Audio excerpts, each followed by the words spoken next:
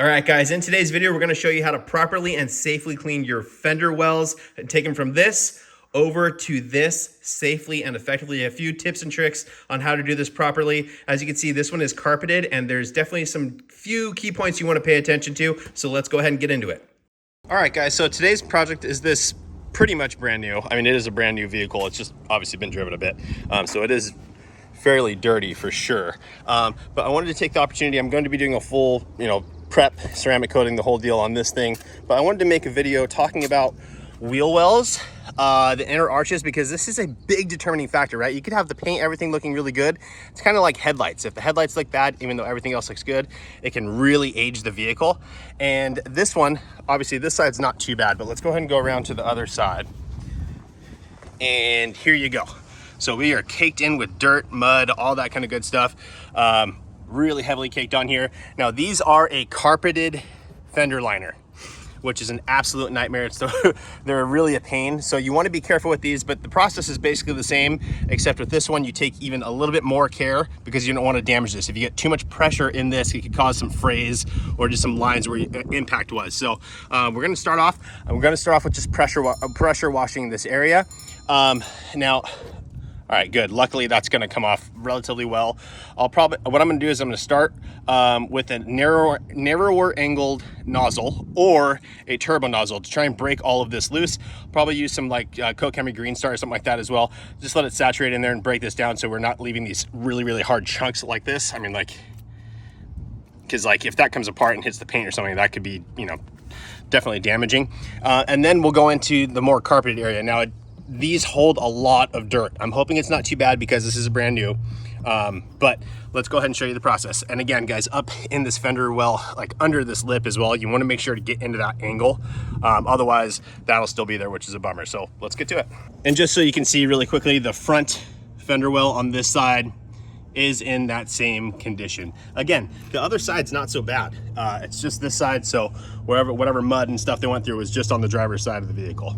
All right, guys, so there are two things to really consider when doing this job on a vehicle like this. Now, again, with a plastic inner fender liner, it's not as big of a deal. When they're carpeted like this is very, very important, and you want to take into account for your PSI and your GPM.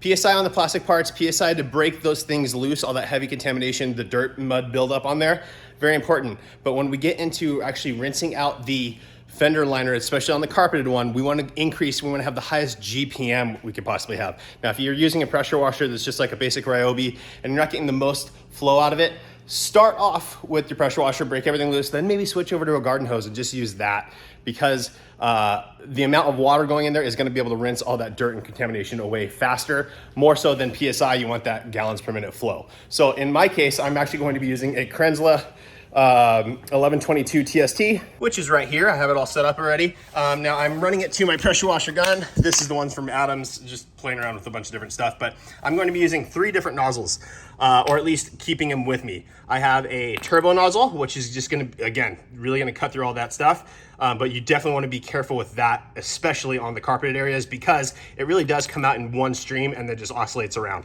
But if it's just that one stream, it's very, very powerful in that. So keep that in mind. And then we're gonna go over to a 25-degree nozzle and with a smaller orifice. And then finally, we'll switch over to, for the final rinse, we're gonna go to a 40-degree nozzle with a larger orifice, so I get the most gallon per minute flow of water going through the system. All right, guys, now moving forward with this, I wanna start with the least invasive option possible, right? I don't need to go to that. I'm gonna start with the 25, actually. Well, I guess least would be the 40, but I'm comfortable with the 25. But I'm not gonna go here yet unless I absolutely need it, because this one has the highest potential of leaving some damage in that carpeted fender liner. So we're gonna start with the 25 and see how that goes. So here we go.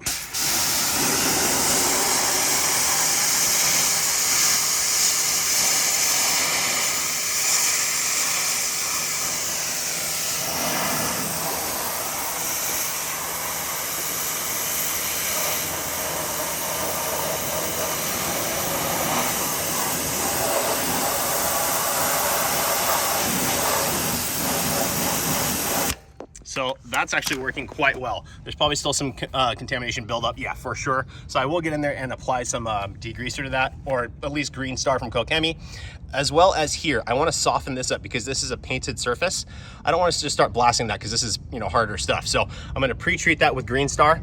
let it kind of soak in, and then we'll rinse that away.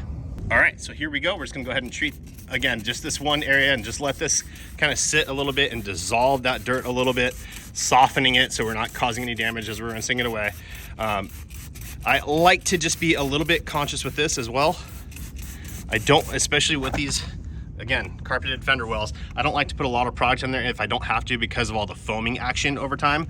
However, we do have some stuff on the suspension here, so we'll go ahead and spray that as well. And then we'll rinse away and reassess the carpeted areas as needed. So I'm just gonna let that dwell. As you can see, it is definitely breaking it down well. Really starting to wash some of it away already. Yeah, look at that, boom, good to go. Same thing over here. Hopefully this is quite a bit thicker. So just using the light pressure of the nozzle to start breaking this stuff loose. Okay, so let's go ahead and rinse that now. Again, sticking with that 25-degree nozzle.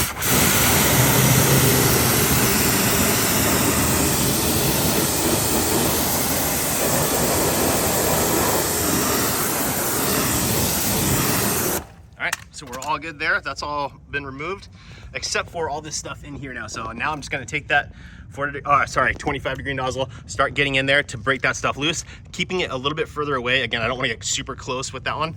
And then we'll switch over to the 40 and we should be good to go to do our final rinse with that. Again, really work those angles, guys, so that you get all this stuff that's right in this lip.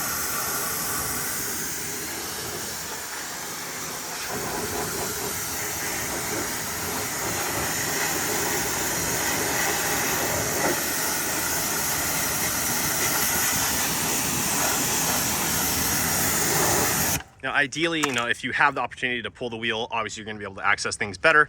But in this case, we're not doing that.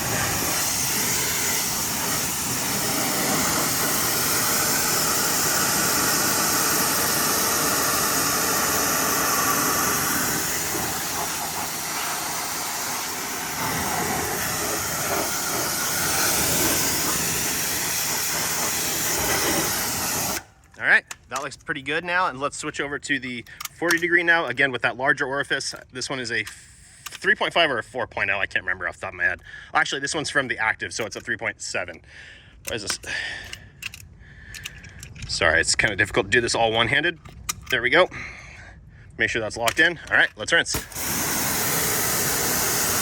And with this, you just kind of work slowly. Make sure that you're rinsing away everything that you possibly can.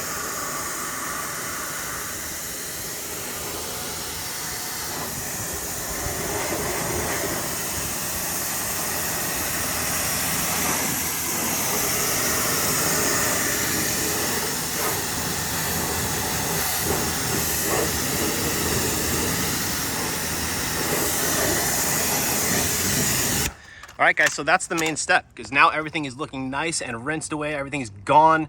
What I will do, maybe a little bit more here.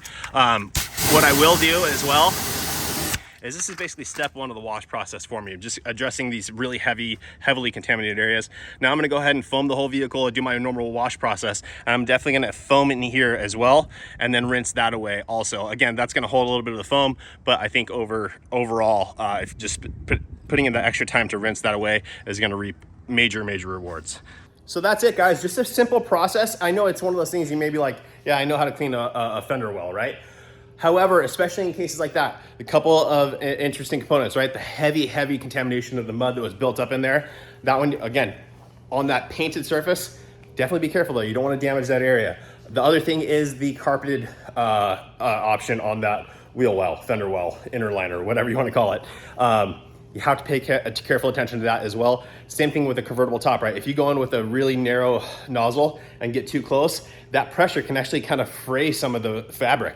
Same thing with those. You don't want a bunch of tracks in there where you can see exactly where you sprayed. So just take that time, be careful with it, and you'll be good to go. Now, just one more last thing to note really quickly, guys, is on this case, I don't really have to worry about it, just a little bit on the mud flaps and things like that. But on traditional cars where it's all plastic liner, you can dress those up and that'll make a huge difference, right? Especially if they're faded. Having them dressed up really makes it look like a brand new car again. What I typically do, I mean, there's a number of things that you can use. A lot of times I'll just use my tire dressing, a water-based tire dressing, spray it in there, let it dwell a little bit, maybe hit it with a little bit of air, and then give it a wipe. That makes it really nice, especially with the water-based. You're not getting a lot of stickiness to it after you wipe it down, so it kind of keeps it looking good over time. So that's it, guys. I hope that video helps you. Again, you may be like, this is really repetitive to what I know, but I wanted to cover a couple key points because I think that mistakes can happen there. So that's it. I hope that video helps you guys. Please make sure to like the video, make sure you subscribe, turn on that notification bell. We'll see you on the next one.